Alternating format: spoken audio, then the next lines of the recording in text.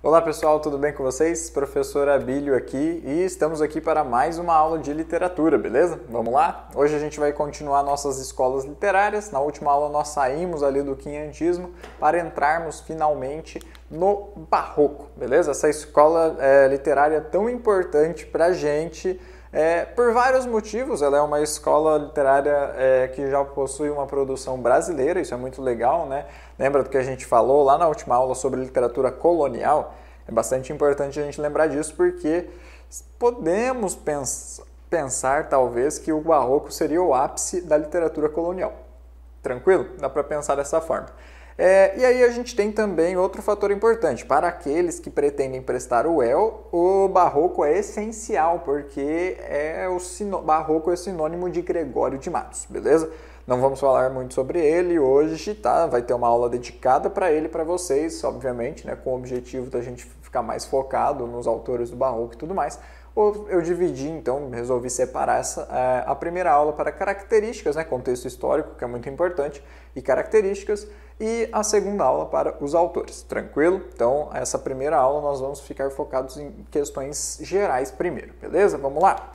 Primeiro de tudo, né, a gente precisa entender, e aqui, né, eu sei que nos outros movimentos literários também é importante a gente entender o contexto histórico, mas no barroco é essencial. Não só o contexto histórico do barroco de uma forma geral, mas o contexto histórico principalmente relacionado, né, do Brasil, relacionado ao Gregório de Matos, tá? Por quê? Porque a vida, de certa forma, do Gregório de Matos influenciou demais na produção dele e na forma como ele produziu a literatura dele, tá bom? Isso é muito importante para a gente lembrar e para a gente entender um pouco do Gregório, lá para frente quando a gente for falar sobre ele, beleza? Tranquilo? Vamos lá então. Vamos lá. Temos então o contexto geral da Contra-Reforma, né? Vamos dar aquela relembrada. Eu já comentei um pouquinho com vocês na aula passada, mas é só para relembrar, né? Primeiro tivemos a Reforma Protestante, certo? Martinho Lutero, as 99 teses, vocês sabem, né? E aí a igreja ela propôs, então, de certa forma, a Contra-Reforma, né? O que é isso, né? O que é essa Contra-Reforma? Então, é a igreja tentando buscar esses fiéis que foram perdidos com a Reforma Protestante, né? Então, é um movimento mesmo de contra, né? Vamos pensar essa reforma para buscar novamente os fiéis que haviam sido perdidos. Ó, vamos pensar assim naquela ideia, naquela parábola do pastor, né, que vai buscar, para quem conhece, né, o pastor que vai buscar a ovelha perdida. Tem muito disso na poesia, principalmente do Gregório de Matos. A gente vê muito disso na poesia religiosa dele, beleza? Tranquilo? Vamos lá então. A gente tem alguns pontos importantes para colocar aqui, né, que levaram ao fator da Contra-Reforma e que também ajudaram, de certa forma, a acontecer tudo o que estava acontecendo ali naquela época. Um deles é a Inquisição, né? 1488 ali na Espanha, a Inquisição Espanhola. Minha gata tá no cio, gente, temos esse pequeno problema hoje, mas tá tudo bem, ela vai dar umas miadinhas assim, vocês vão ouvir ela de vez em quando. Ela já é quase personagem, já parece mais que eu aqui nesses vídeos, mas tudo bem. Aí a gente tem então 1480 na Espanha, né, a famosa Inquisição Espanhola, bem famosa, e em 1536 em Portugal, né, por isso que é bastante importante. Em Portugal aconteceu mais tardiamente, mas também aconteceu, por isso que a gente tem um pouco do efeito, né, retardatário, né, de certa forma, em Portugal, desse poder, dessa mão firme da igreja, né. Então no Brasil, né, Portugal, vamos colocar Brasil aqui, aconteceu mais tardiamente. Depois a gente tem a Companhia de Jesus, em 1540, né, que é essa organização formada pela igreja, tá? Isso é bastante importante também. A gente já falou, inclusive, na semana passada, né, da vinda dos jesuítas ao Brasil. Isso influenciou demais, né? Esse processo de catequização dos índios influenciou demais o pensamento, de certa forma, cristão aqui no Brasil, tá bom? Depois a gente tem o Concílio de Trento, que é bastante importante, que foi uma reunião, né, uma reunião super importante lá em Roma, né, foi na Itália, né. O professor de história vai falar melhor sobre isso. De qualquer forma, a gente tem o Concílio de Trento acontecendo entre os anos de 1545 a 1563, que foi essa reunião, né, de certa forma, que unificou as tentativas, ou melhor, né, especificou, né, direcionou as tentativas da Igreja Católica de se reestabelecer perante os ataques que ela vinha sofrendo, tudo bem? Além disso, né, a gente tem, então, com todas essas investidas da igreja, uma necessidade, de certa forma... Acho que ela... Tá bom, vai parar. Aí, pronto. A gente tem uma necessidade, de certa forma, né, da igreja de se estabelecer, né, de se reestabelecer, na verdade. Então, a gente tem uma volta ao teocentrismo, beleza? Tranquilo até aqui? Vamos lá, então. Junto com tudo isso, a gente tem a presença, né, outro ponto que é muito importante dessa época, a decadência de Portugal. Portugal já não é mais a mesma, das grandes navegações, tá bom? Então, depois de todos esses anos, depois das grandes navegações, Portugal foi ladeira abaixo, tá? E a gente tem que pensar, né, que esse ladeira abaixo acabou bastante com a imagem deles e, obviamente, com o dinheiro deles. E aí, o que eles fizeram, né? Não, vamos tentar economizar um pouco aqui? Claro que não, né? Vamos o quê? Ferrar mais um pouco o pessoal lá do Brasil, vamos colocar mais imposto lá. Então, o que acontece, né? Está havendo uma falha no sistema escravocrata, né? Palavra difícil.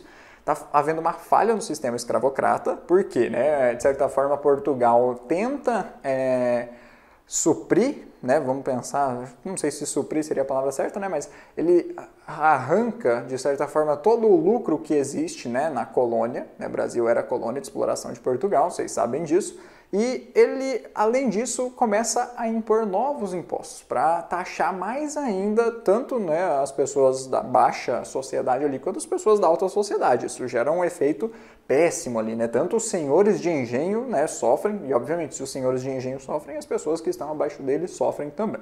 É assim que funciona, né? O pessoal que está em cima nunca sofre, quem sofre é quem está embaixo. Normal. Acontece até hoje.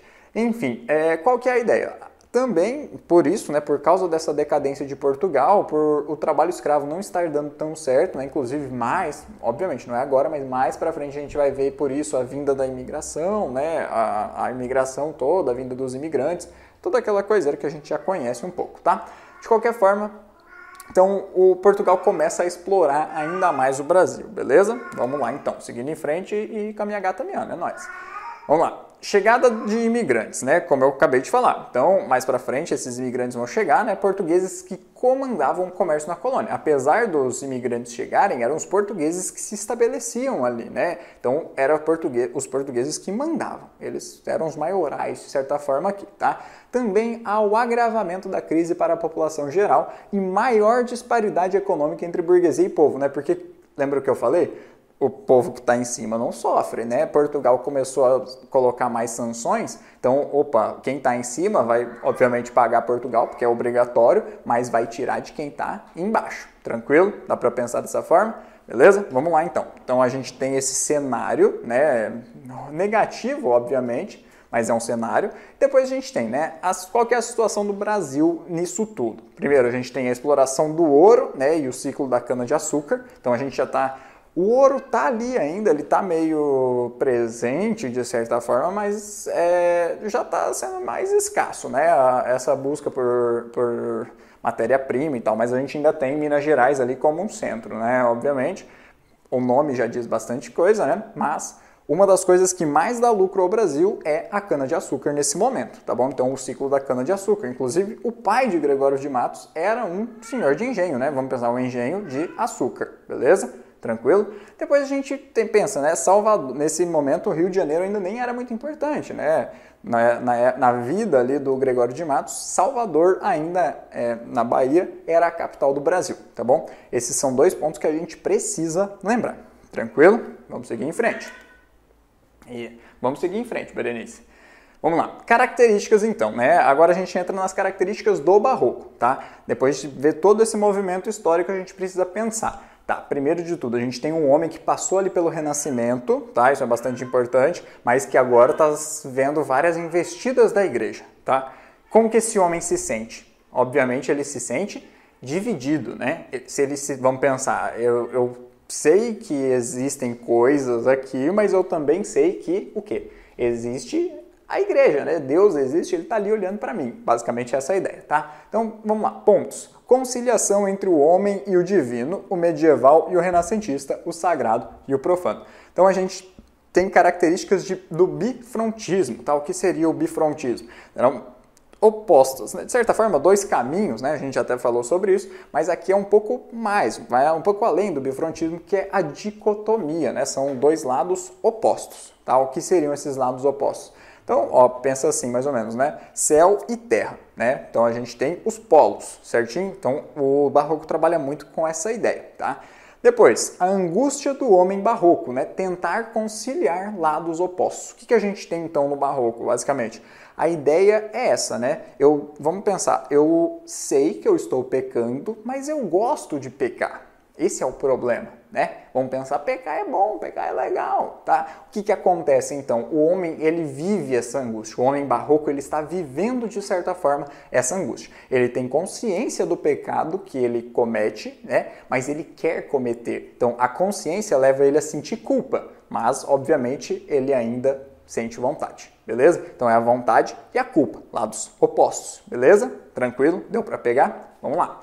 Então, o objetivo, né, ou melhor, uma das características do barroco, reconstruir o olhar sobre o mundo. Então, vamos pensar, né, se eu vejo o mundo de uma certa forma, a partir de uma perspectiva, né, preto e branco, né, não existe, ou é tudo cinza, vamos pensar, né, vai depender sempre da forma como eu vejo o mundo, eu tenho que pensar sempre do quê? De uma forma meio geral, assim, obviamente, mais geral, eu tenho que pensar, eu preciso revisar, eu preciso rever como eu vejo o mundo, tá bom? Isso é muito importante, é uma das características do barroco também.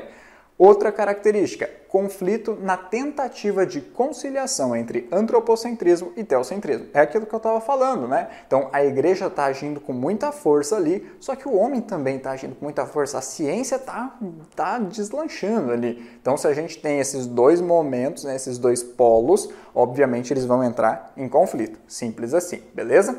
Vamos lá.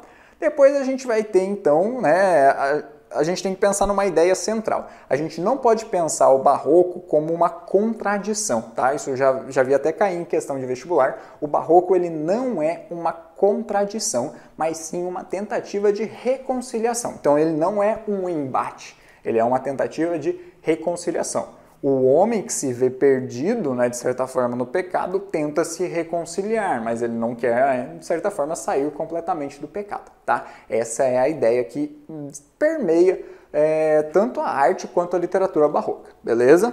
Tá? É uma delas, obviamente, é uma arte muito rica, mas nós temos aí um ponto importante, beleza? Tranquilo? Vamos lá, então. Mais algumas características, tá?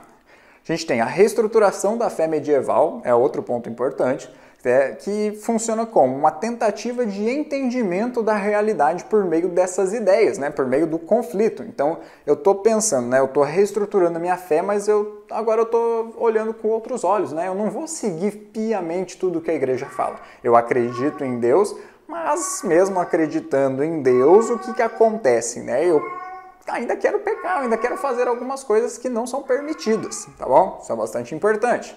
Preferência por aspectos mais humanos, porém sem esquecer o sagrado, né? O que leva a uma representação dolorosa do homem em suas nuances, a um excesso de detalhes, tanto na arte quanto na poesia, beleza? Isso é muito importante, isso é muito interessante da gente considerar, tá?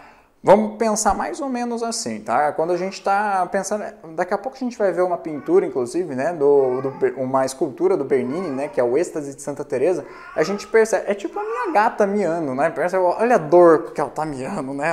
Parece que ela tá morrendo, é tipo isso. O barroco funciona mais ou menos dessa forma, né? Minha gata miando, vocês vão lembrar do barroco, tranquilo? Beleza? Minha gata sofrendo é barroco. Porque esse homem sofre. Tranquilo? Essa é a ideia, beleza? Então, há esse sofrimento, só que o sofrimento, obviamente, leva a uma tentativa de reconciliação. Tranquilo? Beleza? Lembra da minha gata? Lembrou do barroco, porque é sofrimento. Vamos lá, seguindo em frente. O homem quer mostrar-se sujeito bem elaborado, que causa conflito diante da realidade. O que seria esse conflito, né? Vamos pensar assim, o conflito é aquele embate que eu falei, né? A tentativa de reconciliar, né, mais pontos que estão extremamente distantes. Por isso que o barroco ele funciona apenas como uma tentativa. Ele não é necessariamente o sucesso, né? Ele não consegue alcançar o sucesso. O barroco ele fica preso nessa tentativa. Isso é muito importante, porque é muito difícil alcançar o perdão, mas também, né, não é impossível. A gente tem que A gente tem que pensar dessa forma, beleza? Então, o homem, ele se via como um sujeito de Deus, mas, obviamente, ele também se via como homem, beleza? Deus está no céu, o homem está na terra, tá? Antropocentrismo, teocentrismo, beleza? Esse é o embate. E aí a gente continua, então, agora focando na poesia barroca, tá? A gente estava falando das características do barroco de uma forma geral, né? A maioria daqueles elementos que a gente viu até agora a gente pode ver tanto na arte quanto na poesia, mas agora a gente vê especificamente na poesia, tá? A gente tem, então, a presença de uma linguagem muito rebuscada, né? O que seria uma linguagem rebuscada? Uma linguagem muito pensada, muito trabalhada, beleza? Por isso, né, ela, além de ser rebuscada, ela também trabalha com raciocínios complexos, beleza? Então, ideias complexas, tá? Guardem essas duas, eu até coloquei em negrito aqui para vocês guardarem esses dois conceitos de certa forma, porque eles estão relacionados, né? A linguagem rebuscada é o cultismo, o raciocínio complexo é o conceptismo. São dois conceitos-chave para entender o barroco, tudo bem? Tranquilo? Vamos lá então. A presença, né? Além disso tudo, a gente tem a presença então de parábolas, narrativas bíblicas, gosto por inversões, construções raras, figuras de linguagem, tá? A gente tem então a presença de uma certa forma, né, geral, então dessa linguagem, né, rebuscada, do raciocínio complexo e também da narrativa bíblica, beleza? A gente tem então esses três elementos, essa tríade que forma a poesia barroca de uma forma geral. Obviamente tem muito mais coisa, a gente vai ver isso ainda, mas pensem nisso, pensem nesses três elementos para dar uma base para vocês importante, tranquilo? Vamos lá então. Depois a gente tem o objetivo, né? Qual que é o objetivo da poesia barroca? Construir um jogo entre a forma e o conteúdo. Simples assim, né? Por isso, cultismo e conceptismo são a chave, né? A gente tem no cultismo a forma, tá? E no conceptismo o conteúdo, tá? O jogo, então, disso, né? Você ter a habilidade de misturar forma e conteúdo e apresenta. Por isso que a linguagem barroca é tão difícil, né? Então, você apresenta algo difícil, algo complicado, algo intricado, e a partir disso, então, você tem um poema barroco, beleza? Por isso que é tão difícil da gente entender, por isso quando a gente lê, a gente fala, meu Deus, o que eu acabei de ler? É basicamente essa a ideia, tranquilo? Outro ponto que aparece bastante na poesia barroca é a reflexão sobre a efemeridade do tempo, beleza? Aquela expressão do Horácio, carpe diem, né? Vocês devem conhecer. Então, a gente tem a presença, né, da ideia, né, a dinâmica do carpe diem. Por quê? Vamos pensar, o homem, né, o homem barroco, ele quer aproveitar a vida dele. Ele sabe que quando ele morrer, ele tem que ir para o céu, mas assim, enquanto ele está vivo, ele quer aproveitar, beleza? E isso gera o conflito, isso gera aquele embate, beleza? Indo além, a gente vai pensar então todo esse conflito, toda essa tentativa de reconciliar lados opostos, isso gera, né, uma dualidade, gera também uma contradição e uma complexidade com relação ao barroco, beleza? Guardem essas três palavras porque elas definem de uma forma muito boa, muito clara o que o barroco, a poesia barroca representa, tá bom? Tá? Foco aqui então. Além de tudo isso, né, a gente tem o obscurantismo e o sensualismo. No Gregório de Matos isso vai ficar bem claro também, né? Em algumas esculturas a gente vê isso também. É bem interessante, já a gente vai analisar aquela do Bernini que eu comentei. Mas é muito interessante como muitos poemas de amor, né, por exemplo, do Gregório, vão trabalhar com o tema da sensualidade, obviamente, né? Se o homem ele quer viver a vida dele, ele quer ter um amor carnal, né? E obviamente esse amor carnal leva ao sensualismo, tranquilo? Depois, temas religiosos e profanos, né? Ó o embate aí, religião, profano, tranquilo. Dá pra gente pensar nisso, a gente vai ver isso mais pra frente também. Preciosismo vocabular e valorização dos detalhes, né? Isso é óbvio. Preciosismo vocabular está relacionado ao cultismo. A valorização dos detalhes também está relacionado, né? Mas principalmente ao conceptismo. Eu quero detalhar ao máximo, beleza? Isso também tanto na arte quanto na poesia, beleza? Dualidade, né? Contradição e complexidade a gente já falou. O cultismo, também chamado de gongorismo, tá? Porque vem no nosso querido Góngora, é um poeta espanhol que deu, de certa forma, nome, é isso, né? O barroco ele foi muito forte na Espanha, tá? É muito importante a gente lembrar disso, porque foi a partir de Góngora e de Quevedo, tá? Que são os dois principais nomes espanhóis do barroco e do barroco do mundo, né? Mas são os principais nomes. Aí, então, a partir do Luiz de Gôngora, surgiu o gongorismo, também chamado de cultismo, né? Que é o jogo de palavras, né? Lembra, norma culta, palavra, beleza? Então, faz essa associação. Depois também veio o conceptismo, né? Ou quevedismo, né? Nosso querido Quevedo, ele também apresentou, de certa forma, o tipo da poesia dele, né? O estilo dele, que também, né, foi chamado de quevedismo, depois chamado de conceptismo, que é o jogo de ideias, beleza? Jogo de palavra, jogo de ideias, vocês precisam lembrar desses dois. Tranquilo? Cultismo, conceptismo. Assim é sucesso. Vamos lá. Aí, por fim, eu tenho alguns principais nomes, tá? Na arte barroca de uma forma geral, beleza? Então, na pintura principalmente, né? Mas a gente tem o barroco como um movimento artístico sensacional, porque ele consegue permear e consegue, de certa forma, se mostrar profícuo, se mostrar presente e com força, né? Essa presença com muita força em todas as áreas. É muito legal, muito interessante a gente analisar por essa perspectiva, tá? Então, Caravaggio, obviamente, é um deles, Bernini também, né, na escultura, Francisco de Quevedo, como eu acabei de falar, né, na poesia, Luiz de Gôngora e Argote, né, que é o Gôngora, na poesia também, o nosso querido Miguel de Cervantes, para quem conhece Dom Quixote, sabe o que Dom Quixote representa, tá? Ele é considerado barroco, sim. O Padre Antônio Vieira, aqui no Brasil, e obviamente o nosso querido Gregório de Matos e Guerra, nosso querido Boca do Inferno, também aqui no Brasil, beleza? Esses dois nomes mais especificamente nós vamos estudar na próxima aula, tranquilo? Só então para ilustrar tudo isso que a gente falou hoje, qual que é a ideia, né? Olhem para essa imagem, né? O famoso quadro A Incredulidade de São Tomé, do Caravaggio. Então, percebam principalmente o jogo de sombras, tá? O que acontece aqui? Vocês estão vendo o fundo dessa imagem? Não, né? Tá preto, tudo preto. Aí, vocês estão percebendo como a sombra de cada personagem influencia, de certa forma,